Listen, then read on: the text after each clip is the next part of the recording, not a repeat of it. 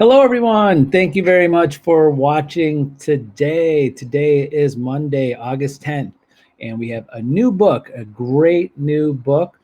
And hopefully, you saw my post from yesterday and maybe were able to get it or download it. But we're going to go over just 5 days. I'm going to kind of condense this great book. It's kind of more like a manual of emotional habits. So today, I'm going to give you a summary of that.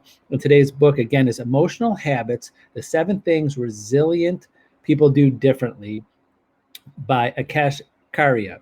So this book, I've never seen this gentleman in person, but I've watched several of his videos on YouTube and some of the conventions and things he's done.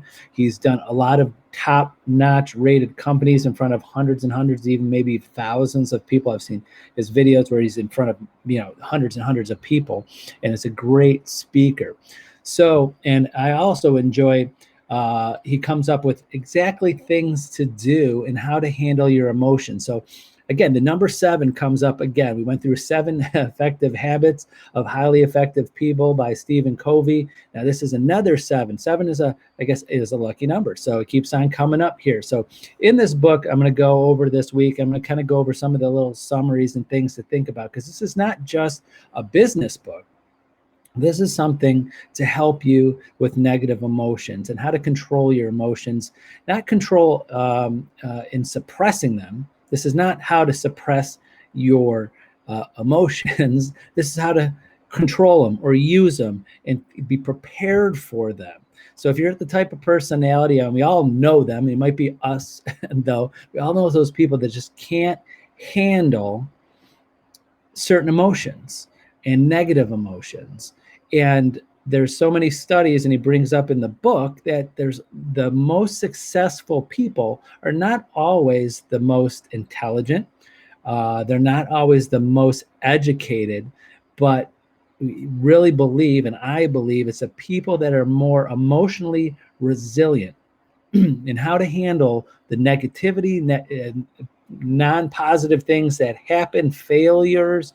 The people that could handle those, not just handle them, twist them, turn them, use them to their benefit, learn from them, will be those people that really can get up to success and can be, again, it's the most important thing is how you handle things. So again, this is going to be more of a manual. I'm not going to keep on going over, which I probably will, but I'll try not to keep on going over the things that you've heard a million times, but give you more constructive things that you can do to think about when things happen. So here's a couple things from my notes that goes over in the book. Is one, everybody has to deal with negative emotions and experiences. So we're going to talk about how to handle those.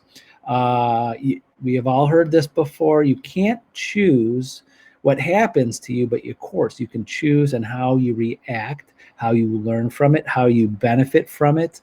I'm always the silver lining type person, is that when something happens, you learn from it, you try to get energy from it in a positive way, not in a negative way. But I'm always a silver lining type person, and that's kind of how there's a little bit of that in here.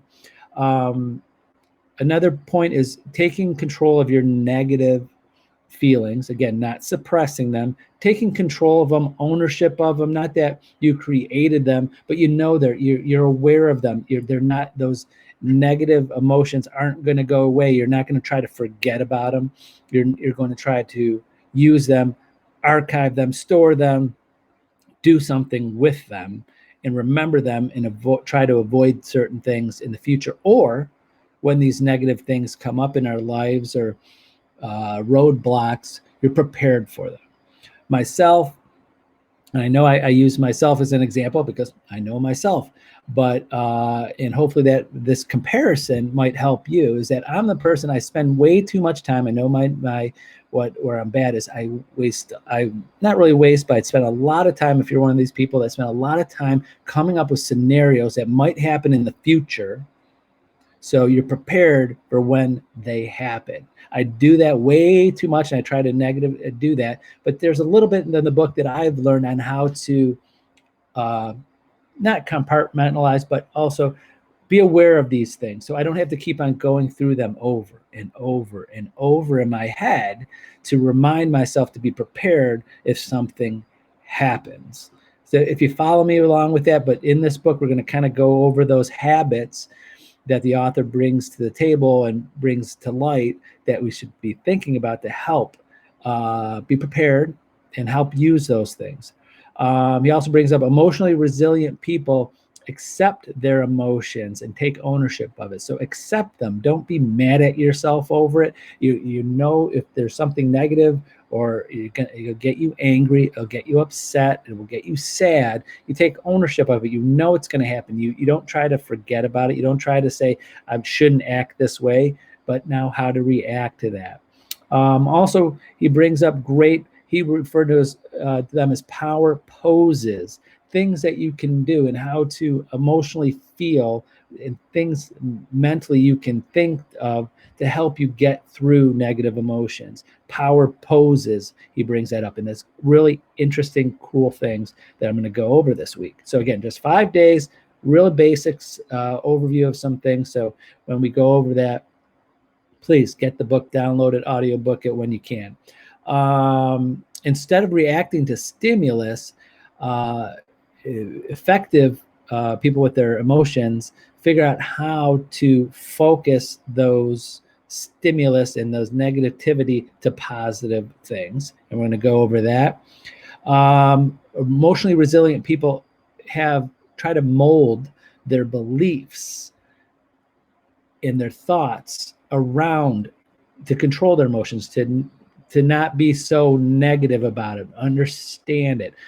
I use this as an example as this. This is my example, what's going on in the world today.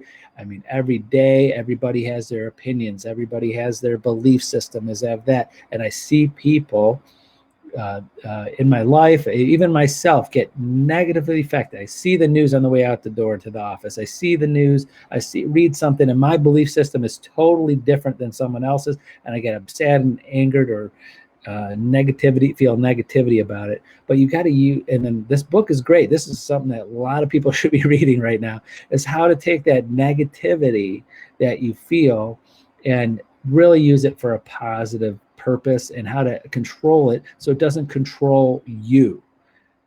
Take ownership of it.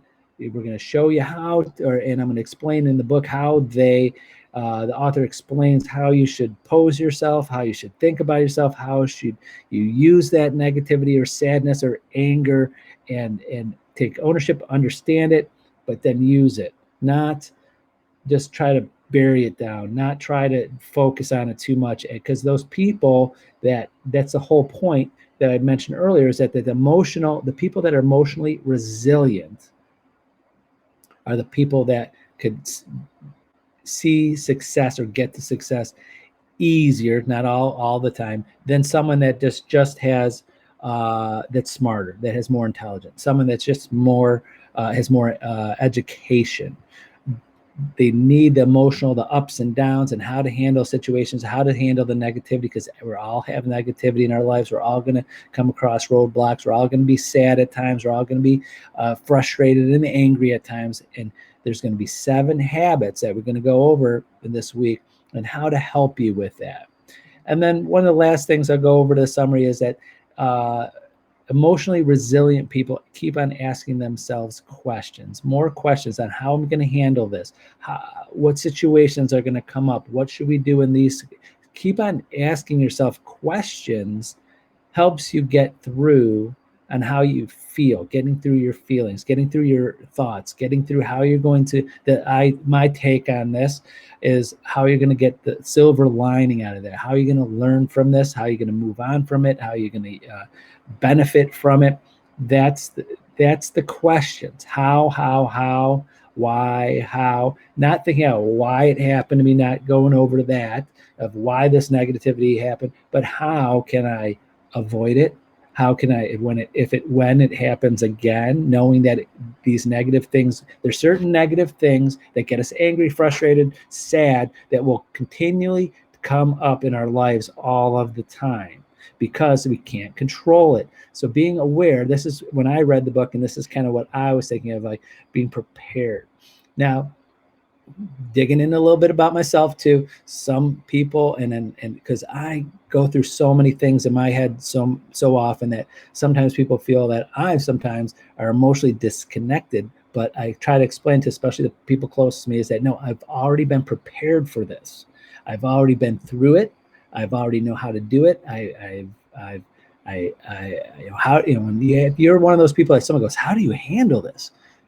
I guarantee, well, at least my opinion, I guarantee it's probably because you've been through it before. You've mentally have been through it before. You've handled it before. You know how you're going to mentally react to it. You know how you're going to use it in a positive way. And then when someone, I think that's like a compliment. When someone goes, oh my God, how did you just handle that? How did you keep your calm? How did you work through that so easily?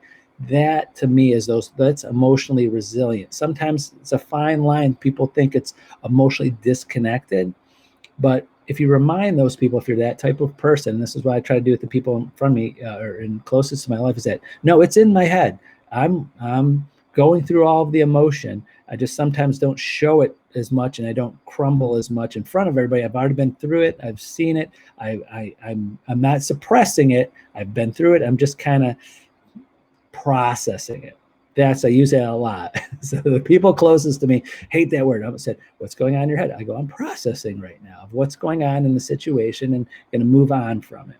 So that's what I take away from the book. So please, when we go over this week, please get the book if you're interested in these topics and things I'm talking about, because I'm going to be a lot about throwing my twist into it, making it my own a little bit. And I know there's a lot more golden nugget sort of things in here that this author goes over in a great detail. And I kind of, again, going to put my own take on it. So thank you for watching today. This is day 1 of 5. And remember, use me as a resource. If anything we're talking about during these these videos and these books, if you want my take on it, how to use it, especially in real estate, because there's lots of sadness, negativity, disappointments in real estate, in sales. Wow, does it happen? I deal with it every day, having so many agents and thousands of homes every year. Every day I'm dealing with negativity, with things that sad, upset, disappointment with agents, and helping them work through this. So I do this every day, 7 days a week, 24 hours a day almost. So I'm not saying that I'm a complete expert and the best at it, but I've been through it for over 22 years. I've been doing this, so I could help you if you don't have that help, or reach out to someone in your office or your sphere of other agents if you ever need to work through transactions and negativity and disappointment, and how to handle people that are emotionally off the chart sometimes, because it's a very stressful thing.